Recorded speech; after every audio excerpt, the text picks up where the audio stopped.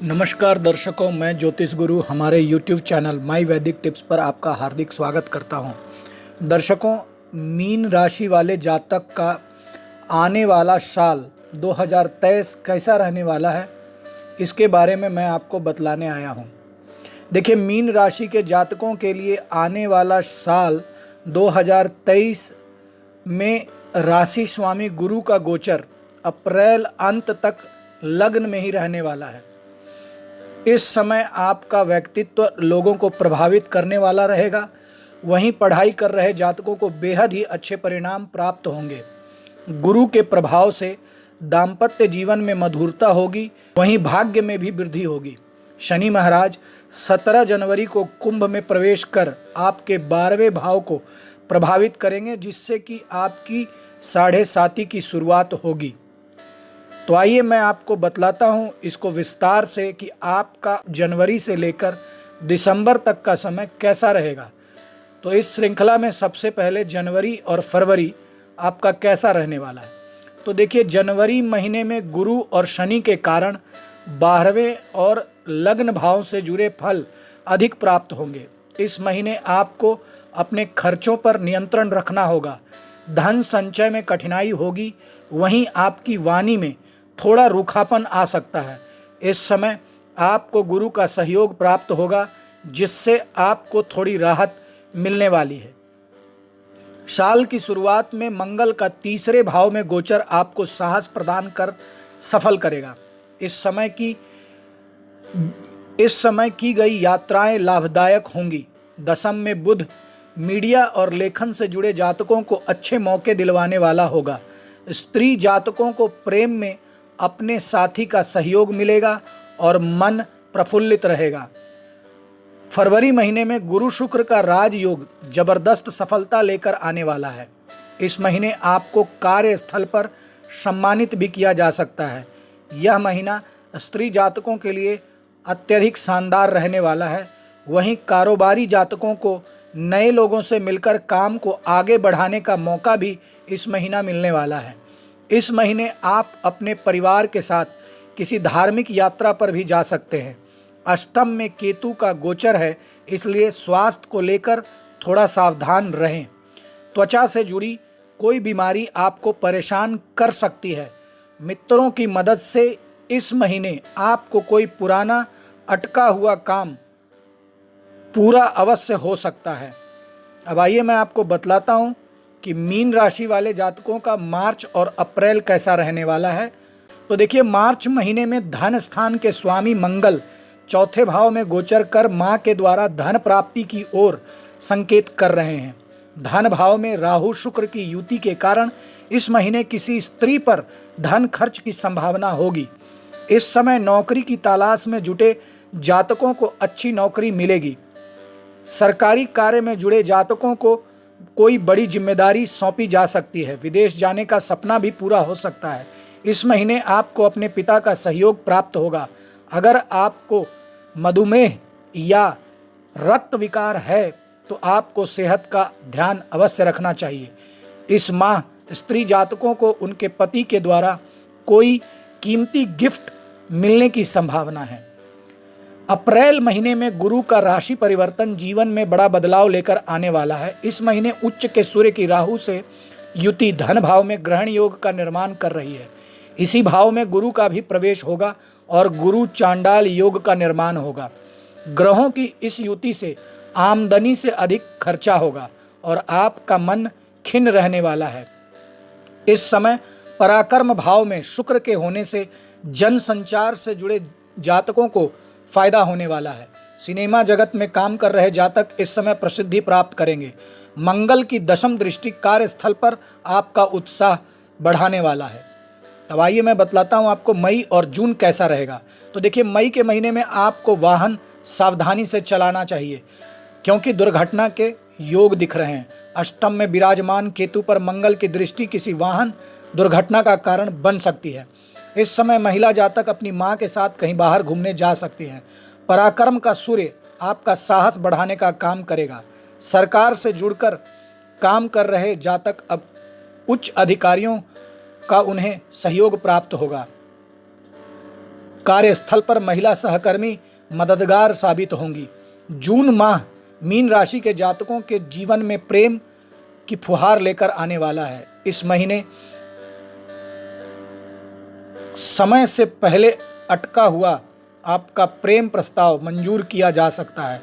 इस समय पत्नी के साथ रोमांस भी आपके चरम पर होगी। स्त्री जातक किसी करीबी मित्र को ही अपना दिल दे सकती हैं।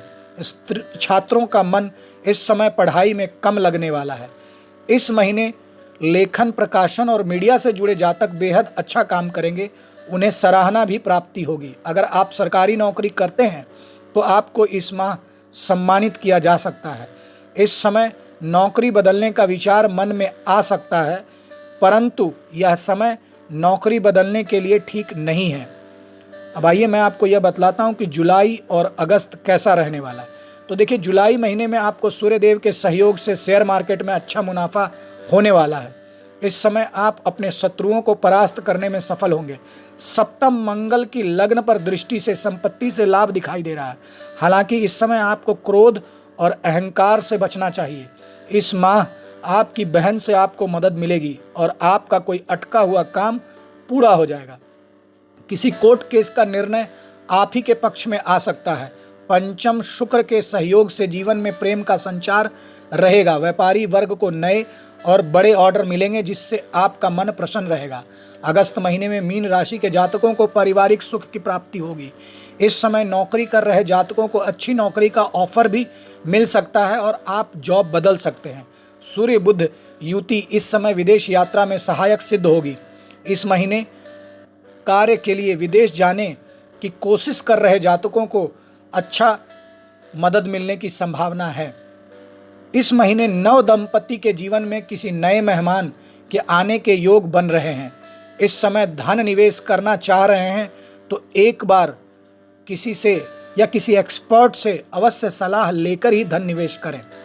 अब आइए मैं आपको बतलाता हूं कि आपका सितंबर और अक्टूबर कैसा रहने वाला है। तो देखिए, सितंबर महीने में मीन राशि का जातकों को सूर्य मंगल की युति थोड़ा परेशानी लाने वाली है। अगर आप साझेदारी में काम कर रहे हैं तो आपके और आपके पार्टनर के बीच थोड़ी मतभेद सामने आ सकते हैं। इस महीने आपको दाम्पत्य जीवन में भी कलह से बचना चाहिए। जिन जातकों को पेट और लीवर से जुड़ी समस्या है, उन्हें सेहत के मामले में सावधानी बरतनी चाहिए। बुध पर राहु शनि के प्रभाव से आपको वाणी का इस्तेमाल सोच समझकर करना चाहिए। कार्यस्थल पर आपको लड़ाई और विवाद से दूर रहने की सलाह दी जाती है। अक्टूबर महीने में राहु और केतु का संचरण जीवन में बहुत बड़ा बदलाव लेकर आने वाला है। इस महीने राहु का गोचर आपके लग्न से होगा, वहीं केतु का गोचर आपके सप्तम भाव से होगा। वहीं अष्टम भाव में नीच के सूर्य का गोचर मंगल के साथ होगा। इस महीने आपके दुर्घटना के योग दिखाई पड़ रहे हैं। आपको अपने व्यक्तिगत जीवन में थोड़ी कठिनाई का सामना भी करना पड़ सकता है। आपके और आपके जीवन साथी के बीच किसी बात को लेकर कहासुनी हो सकती है। वहीं संतान पक्ष से भी चिंता बनी रहेगी। इस महीने शेयर मार्केट में सोच समझकर निवेश करने की आपको सलाह दी जाती है। अब आइए मैं आपको बतलाता हूं कि आपका नवंबर और दिसंबर कैसा रहने वाला है। तो देखिए, नवंबर महीने में लग्नेश गुरु धन भाव में होकर धन वृद्धि करने का काम करेंगे। देव गुरु बृहस्पति गुरु चांडाल दोष से मुक्त होकर अपने शुभ फल में वृद्धि करने वाले हो जाएंगे। इस महीने सरकारी नौकरी कर रहे जातकों को बेहद शुभ परिणाम प्राप्त होने वाले हैं। इस समय भाग्येश मंगल की कृपा से आपका सब काम शुरू हो सकता है। इस माह सरकार के साथ काम कर रहे जातकों को बेहद शुभ परिणाम प्राप्त हो सकते हैं। आपकी वाणी के प्रभाव से आपके कार्य सिद्ध होंगे और वाणी की मधुरता सबको प्रभावित करेगी। दिसंबर महीने में आपके कार्यस्थल पर बड़ी जिम्मेदारी आपको मिल सकती है। इस माह आपका उत्साह चरम पर रहने वाला है। व्यापारी वर्ग को इस महीने समुद्री यात्रा करने का मौका मिल सकता है। बलवान शुक्र की कृपा से इस महीने आपको किसी स्त्री की गुप्त सहायता प्राप्त होगी। भाग्येश मंगल अपने पिता से सहयोग करवाने वाले होंगे। वहीं काम के सिलसिले में की गई यात्राओं से धन और प्रसिद्धि दोनों प्राप्त होने की संभावना है। विदेश भाव में विराजमान शनि पर बलवान मंगल की दृष्टि से जो अपने कारोबार को विदेश तक ले जाना चाहते हैं, उनको सफलता अवश्य मिलने वाली है। तो दर्शकों, आइए मैं आपको बतलाता हूं कि मीन राशि वाले जातक को वर्ष पर्यंत क्या उपाय करना चाहिए। तो देखिए, आपको सूर्यदेव को प्रत्येक दिन ओम घृणी सूर्याय नमः मंत्र से अर्घ देना चाहिए और कम से कम 11 या 21 या 27 बार गायत्री मंत्र का पाठ रोज करना चाहिए। बृहस्पतिवार का व्रत रखना आपके लिए शुभ होगा। अगर आप व्रत रखने में असमर्थ हैं तो प्रत्येक बृहस्पतिवार मंदिर में बेसन के मिठाई अवश्य विष्णु भगवान के सामने अर्पित करें या फिर भगवान को चढ़ाकर लोगों में बांट दें। बृहस्पतिवार को गौओं को चारा दें और एक गुड़ और एक चपाती अवश्य खिलाएं।